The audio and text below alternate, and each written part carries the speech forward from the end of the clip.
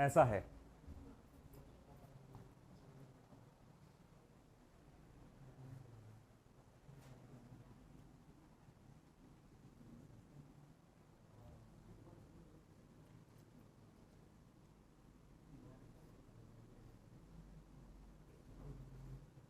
पूरा सर्कल हुआ करता था, पूरे सर्कल का रेडियस ए है, पूरे सर्कल का रेडियस क्या था, ए। मगर उसमें से मैंने क्या किया, एक टुकड़ा काट के निकाल लिया बाहर। वो टुकड़ा ऐसा है कि उसका किनारा सेंटर से और सरकमफरेंस से होकर गुजरता है।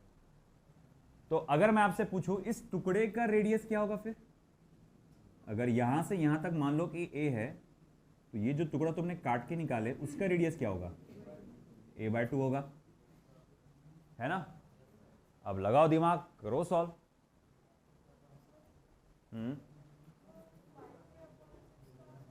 कहां पे, क्रॉस मल्टीप्लाई करो, 8a minus 3a upon 2, 8a minus 3a upon 2 नहीं हो जाएगा, वो नहीं समझा, 4a माइनस 3a अपॉन 2, इसे क्रॉस मल्टीप्लाई करो, 8a माइनस 3a अपॉन 2, तो 8 माइनस 3 कितना होगा, 5a अपॉन 2 डिवाइडेड बाय क्या है, 3, तो वो 3 है, ये 2 नीचे जाएगा, तो 5a अपॉन 6।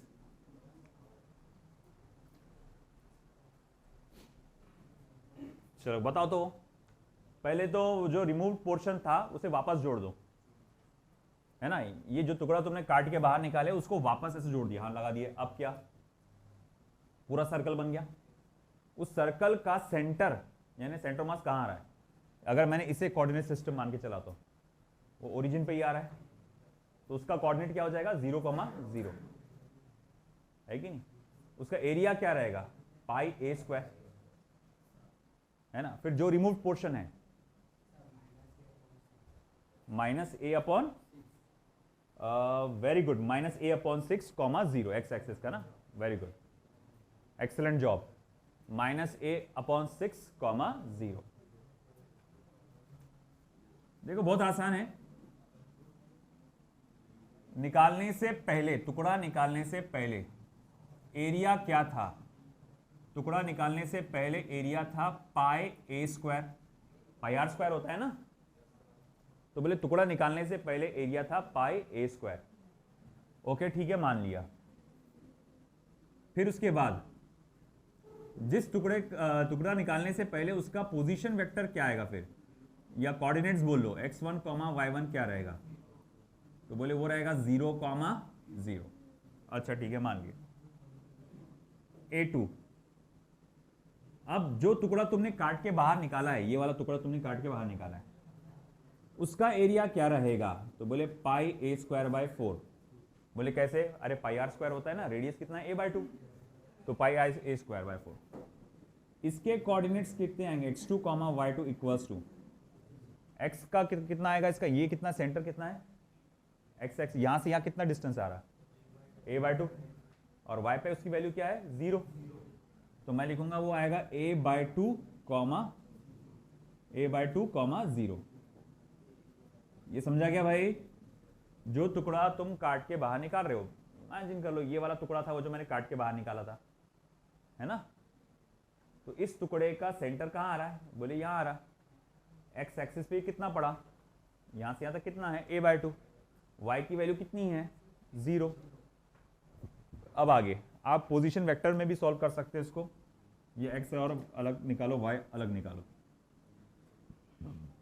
XCOM कितना आएगा, a1 x1 minus a2 x2 upon a1 minus a2, a1 कितना है, पाई ए स्क्वायर, और x1 कितना है, 0, माइनस a2 कितना है, पाई A square by 4 multiply bye, है ना, x2 कितना है, a/2 upon pi A square minus pi A square by 4।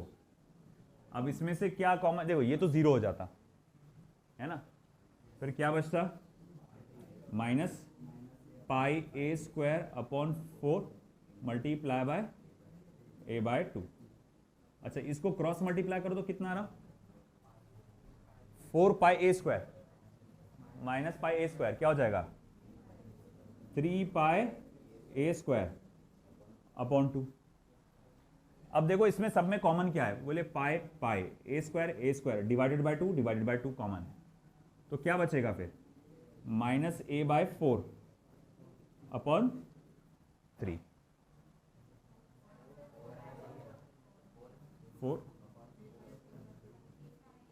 हाँ ये 4 होना, सॉरी, हाँ वही 4 होना, तो ये 2 कैंसिल नहीं होता, हाँ 4 कैंसिल हो जाता, तो माइनस ए बाय 2 अपॉन 3, यानी कि क्या हो जाएगा, माइनस ए बाय 6।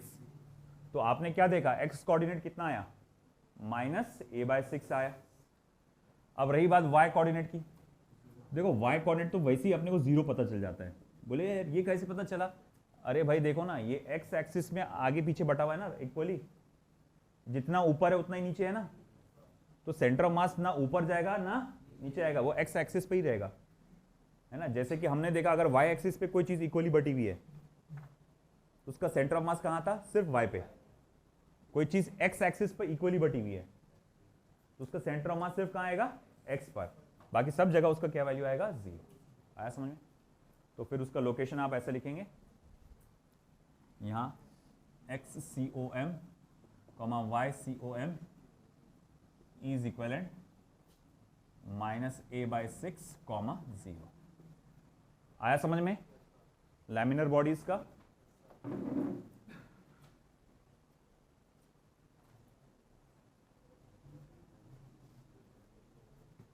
कल इंशाल्लाह कंपोजिट बॉडीज का भी देखेंगे और motion of centre of mass भी देखेंगे। 2 दिन चलेगा सेंटर ऑफ मास का पूरा section, motion of centre of mass और सेंटर ऑफ मास का पार्ट आएगा, और फिर बाद में आपका मोमेंट ऑफ इनर्शिया वो सब चीज़ें चालू होंगी।